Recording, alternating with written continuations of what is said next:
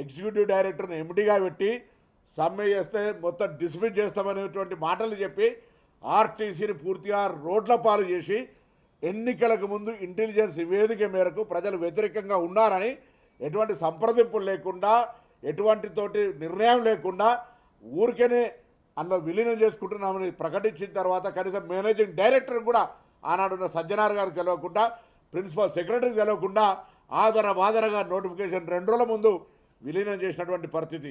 అవును, మేనిఫెస్టోలో పెట్టమన్నారు. ఇవాళ కూడా మేము పాజిటివ్గా ఉన్నాం, నెగటివ్ కాదు. ఇంపాక్ట్స్ చూస్తూ ఉన్నాం. బాల్ ఫైనాన్స్ మినిస్టర్ గారి దగ్గరికి వెళ్ళింది. ఒకవేళ మీరు నాతోటి మాట్లాడే ఇబ్బంది అయితే నేను ఇవాళ రమ్మంటాను అందరినీ ఫైనాన్స్ మినిస్టర్ దగ్గర కూర్చోబెట్టి మీ అంశాలని నివేదిక ఇప్పడానికి నేను సిద్ధం. పరస్పరమైనటువంటి స్పందన ఉండాలి. నేను రమ్మని ఇంత ఓపెన్గా ఇన్విటేషన్ చేస్తూ ఉన్నా. కూర్చొని ఆర్థిక శాఖ మంత్రి దగ్గర కూర్చోండి. ప్రజలు కూడా అర్థం చేసుకోండి. ఏంది ఇలా మహిళలు ఉచితంగా ప్రయాణం చేస్తుంటే ఆ పార్టీకి నచ్చనంత మాత్రాన హరీష్ రావు గారు దానికి సంబంధించిన చంద్రశేఖరరావు గారి మాటలు ప్రత్యక్షంగా మీరు అంతా చూసినారు. ఈ వ్యవస్థని అన్యాయమైనట్టుగా మాట్లాడే పరిస్థితి జరుగుతూ ఉంది. ఆర్టీసీ మీద కుట్ర జరుపుతూ ఉన్నారు.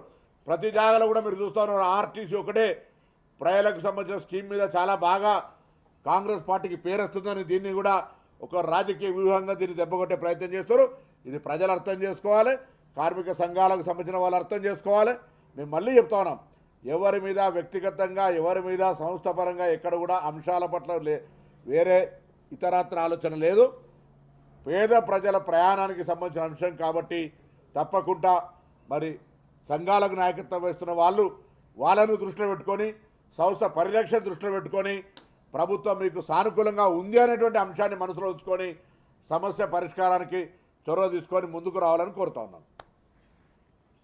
అధికారులే ముందెళ్ళిపోయారు, మేము కాదు, మాకు తప్పనిసరి పరిస్థితుల్లోనే సమ్మెకి వెళ్ళాల్సి వచ్చింది. నేను అధికారులతోటి ఎప్పటికప్పుడు ఇంటరాక్ట్ అయితేనే ఉన్నాను. అసలు అధికారులు ఊహించలే వీళ్ళు సమ్మెకు పోతారని. బయటికి వెళ్ళి ఫోన్లు మాట్లాడుకున్న తర్వాత సమ్మెకు పోయారు. మీరు కాదంటే ఆ అధికారుల బృందం నలుగురితో మీరు అడగచ్చు.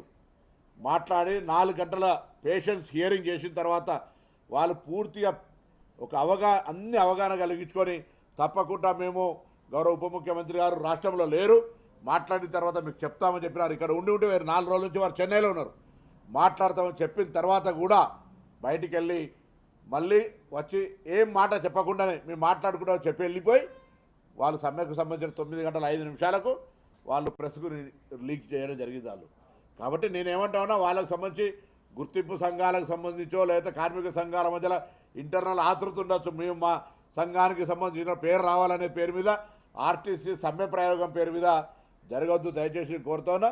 మరొక్కసారి ఏదైతే పని భారం అంటా ఉన్నారో, ఏదైతే ఆర్టీసీ కార్మికులకు సంబంధించినటువంటి కొంత వేధింపు కింద అధికార యాంత్రాంగం ద్వారా జరుగుతుందంటా ఉన్నారో అటువంటి అన్నిటినీ అవసరమైతే డిపో వారీగా సమీక్ష చేసి అక్కడ స్థానిక శాసనసభ్యుడిని, జిల్లా కలెక్టర్ను, ఎస్పీని కూర్చోబెట్టి అటువంటి పని ఒత్తిడి ఉంటే దాన్ని పరిష్కారం చేయడానికి మేము సిద్ధము. మళ్ళీ చెప్తా ఉన్నాము, ఉద్యోగులను ఏదో వేధించాలనే ఆలోచన మాకు లేనే లేదు. వాళ్ళ సంక్షేమం కొరకు ముందు నుంచి కూడా నేను మంత్రి అయినప్పుడు చెప్తా ఉన్నా, మేము కూడా కింది స్థాయి నుంచి వచ్చినాం. కార్మికులకు సంబంధించిన ఆర్టీసీ సంస్థ యొక్క పని విధానాలు, అందులో పనిచేసేటువంటి కుటుంబాలు అనేకమైనటువంటివి నాకు సన్నిహితంగా ఉన్నటువంటి నా నియోజకవర్గం కావచ్చు, రాష్ట్రం కావచ్చు, 20-30 సంవత్సరాల ప్రజా జీవితం లోపల వాళ్ళతో అనేక సందర్భాలు ఇంటరాక్ట్ అయినాం. కాబట్టి ఎటువంటి 1% కూడా కక్ష సాధింపు కానీ వేధింపు ఆలోచన లేనటువంటి ప్రభుత్వంగా నేను తప్పకుండా ఈ ప్రభుత్వాన్ని అప్రిషియేట్ చేస్తా. నా ముఖ్యమంత్రి గారు కానీ ఉప ముఖ్యమంత్రి గారు కానీ లేదు.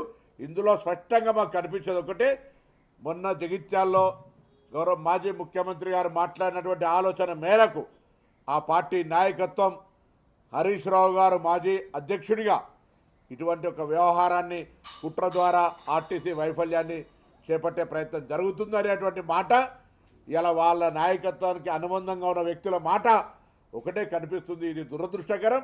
నేను మరొక్కసారి కార్మికులందరికీ, ఒకవేళ సంఘ నాయకులు ప్రభుత్వం ఒత్తిడి ద్వారా నిరసన చెప్తే చెప్పండి, కానీ అందులో పనిచేస్తున్న ఉద్యోగస్తులు, అక్క చెల్లెళ్ళు, అన్నదమ్ములందరూ కూడా మీరు బాధ్యతగా పేద ప్రజలకు లైఫ్ లైన్ అయినటువంటి గ్రామీణ ప్రాంతాల నుంచి వైద్యం కొరకు, విద్య కొరకు, ఉపాధి కొరకు 65 లక్షల మంది బస్సును వాడుతూ ఉన్నారు.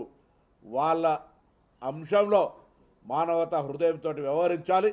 నేను ప్రభుత్వంగా మరొకసారి చెప్తున్నా, మీ అంశాలన్నీ 32లో మీరు పని భారము ఇతరత్ర అన్ని అంశాలకు సంబంధించి 29 అంశాలను అక్రాస్ ది టేబుల్గా వెంటనే నిర్ణయం చేయడానికి సిద్ధం. తప్పుడు ప్రచారం వద్దు.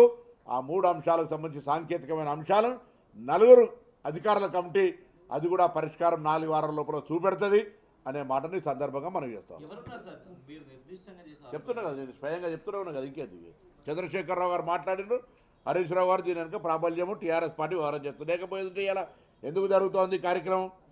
ఆర్టీసీ పరంగా మేము ఏం బెనిఫిట్స్ ఇవ్వలే. మీకు లిస్ట్ ఇస్తాను. ఇలా 2000 సంబంధించిన 13 పెండింగ్ బాండ్స్ ఇచ్చినాము. 2017 మేము వచ్చిన తర్వాత 2017లో పెండింగ్ ఉన్నటువంటి పిఆర్సీ క్లియర్ చేసినాము.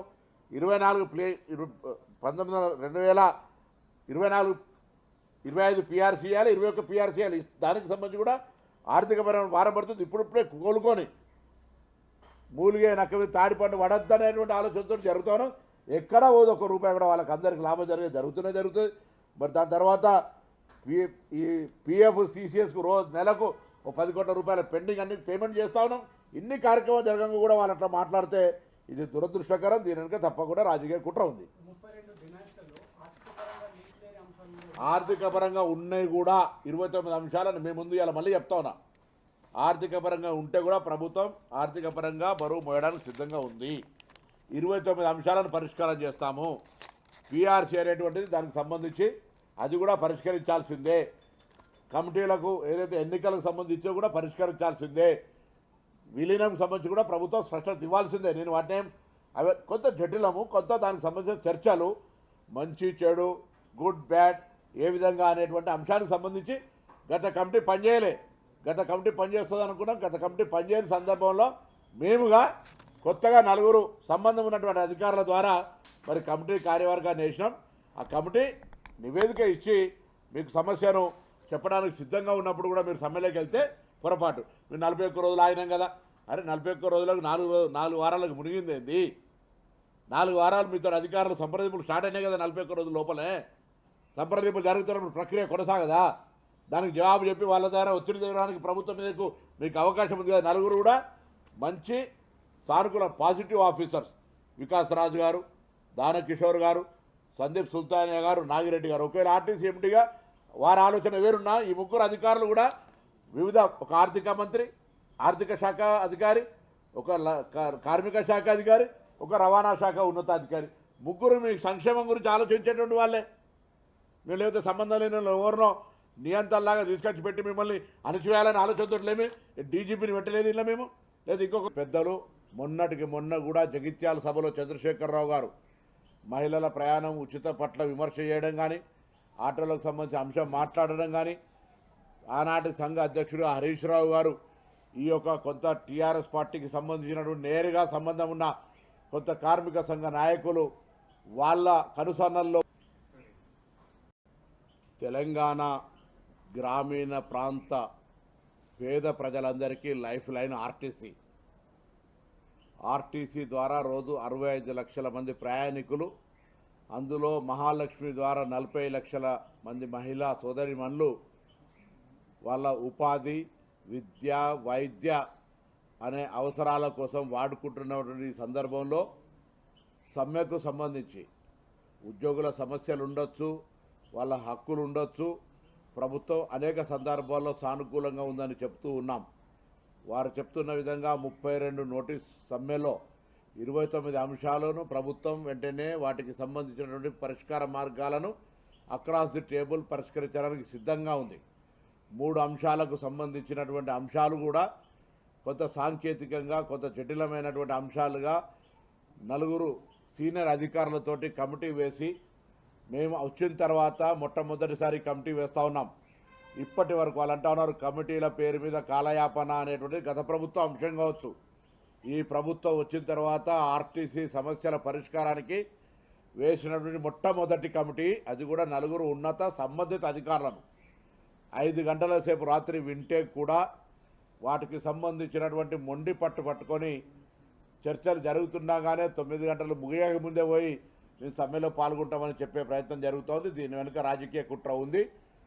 గతంలో ప్రభుత్వంలో ఉన్నటువంటి పెద్దలు మొన్నటికి మొన్న కూడా జగిత్యాల సభలో చంద్రశేఖరరావు గారు మహిళల ప్రయాణం ఉచిత పట్ల విమర్శ చేయడం కానీ, ఆటోలకు సంబంధించిన అంశం మాట్లాడడం కానీ, ఆనాటి సంఘ అధ్యక్షుడు హరీష్ రావు గారు ఈ యొక్క కొంత టీఆర్ఎస్ పార్టీకి సంబంధించినటువంటి నేరుగా సంబంధం ఉన్న కొంత కార్మిక సంఘ నాయకులు వాళ్ళ కనుసన్నల లోపల ఈ ఉద్యమ నిర్మాణం చేసేటువంటి ప్రయత్నం చేయడాన్ని యావత్ తెలంగాణలో ఉన్నటువంటి నా కుటుంబ సభ్యులైన ఆర్టీసీ కార్మికులు గమనించాలని కోరుతూ ఉన్నాం.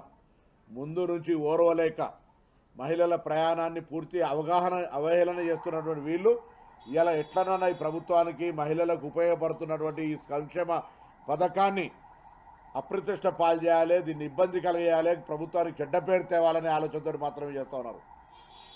ఉప ముఖ్యమంత్రి గారితో కూడా మాట్లాడిన ఉప ముఖ్యమంత్రి గారి రాష్ట్రంలో లేకున్నప్పటికీ వారికి సంబంధించిన అన్ని అంశాలను పరిష్కారం చేస్తామని చెప్పినప్పటికీ కూడా ఇదే విధమైనటువంటి మొండి వైఖరితోటి వాళ్ళ వ్యవహారం కొనసాగుతూ ఉంది. నేను మరొకసారి రాష్ట్ర ప్రభుత్వంగా పూర్తిగా సానుకూలంగా ఉన్నామనే మాట చెప్తున్నాం. 2013 బాండ్స్ ఇచ్చినాము, కారుణ్య నియామకాలు తీసుకుంటా ఉన్నాము, కొత్త ఉద్యోగాలు చేస్తూ ఉన్నాము, నూతన బస్సులు కొంటా ఉన్నాం.